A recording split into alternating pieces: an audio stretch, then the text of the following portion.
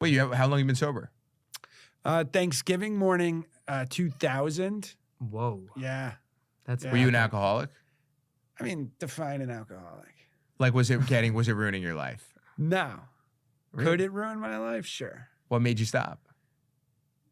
None of the things I wanted in life were gonna happen on the path that I was on. So Thanksgiving morning, I woke up. I tried to play football in the Thanksgiving football game, Cumberland, Rhode Island. They started passing out beers. I was like, no. And then I was like, no, I think I'm not gonna drink a little. And then I went back to school after Thanksgiving. And I told this girl, I was like, hey, I don't think I'm gonna drink anymore. She's like, that's probably a good idea. And I was like, all right.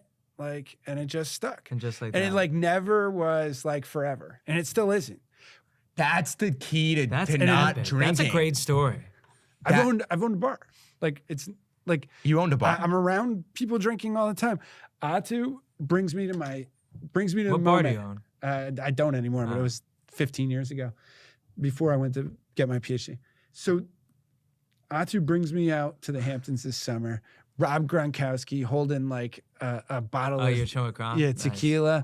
And he's like, oh, come meet Gronk. I'm like, leave him alone. He's like, no, come. So Gronk goes, hey, you want to do a shot? And I'm like, nah. And he's like, he's just looking at me.